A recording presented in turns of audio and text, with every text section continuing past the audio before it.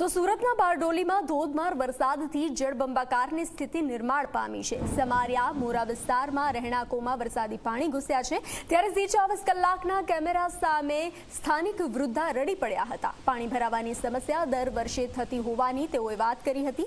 નગરપાલિકા તરફથી કોઈ કાર્યવાહી ન થતા હોવાનો આરોપ લગાવવામાં આવ્યો છે।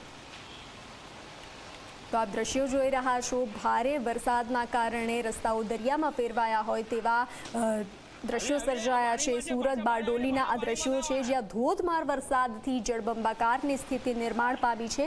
સમારિયા અને મોરા વિસ્તારમાં રહેણાંકોમાં વરસાદી પાણી ઘૂસ્યા છે। લોકો હેરાન પરેશાન થતા નજરે પડ્યા છે।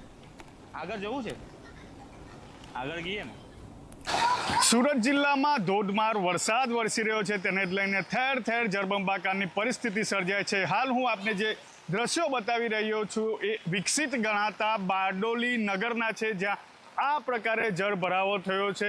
કેટલા હદે પાણી ભરાઈ ચૂક્યા છે તે બતાવીશ, કારણ કે આ જે પાર્કિંગનો બેઝમેન્ટ છે તેમજ આ જે પાર્કિંગ વિસ્તાર છે તેમાં ખૂબ જ મોટા પ્રમાણમાં પાણી ભરાઈ ચૂક્યું છે, તેને લઈને લોકો છે તે હાલાકી વેઠી રહ્યા છે।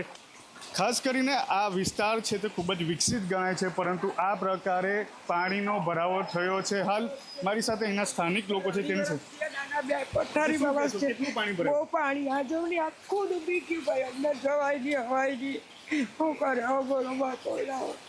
કેટલા વખતથી આવું થાય છે?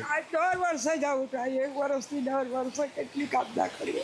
તમે જોયા મારા ઘરવાળાની પરિસ્થિતિ તો જો, આ 2.5 વર્ષથી આટલા વર્ષ છે, અમે કેમ કરતા છે તમારું મન જાણે।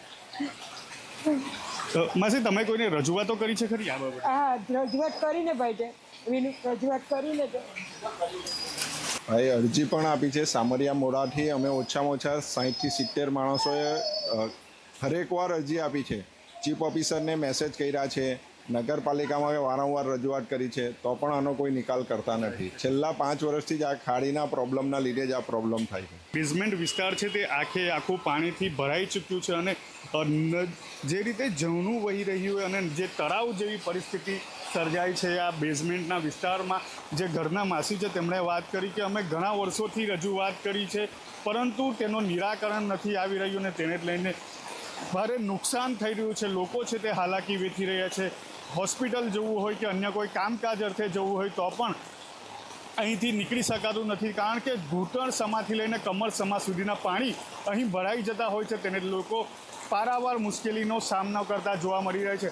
આ બારડોલી નગર છે, બારડોલી નગરને પેરિસ તરીકે ઓળખવામાં આવે છે, પરંતુ આ પેરિસની પરિસ્થિતિ તમે જોઈ શકો છો કે કેટલી હદે અહીં પાણી ભરાઈ ચૂક્યું છે અને કઈ રીતે લોકો છે તે હાલાકી વેઠી રહ્યા છે। જે સ્થાનિકો છે તે ચોધાર આંસુએ રડી રહ્યા છે, તકલીફો વેઠી રહ્યા છે, કારણ કે દર વર્ષે આ પ્રકારની પરિસ્થિતિનું નિર્માણ થતું હોય છે, તેને જ લઈને લોકો છે તે તોબા પોકારી ઉઠ્યા છે। સંદીપ વસાવા, ઝી મીડિયા, બારડોલી, સુરત।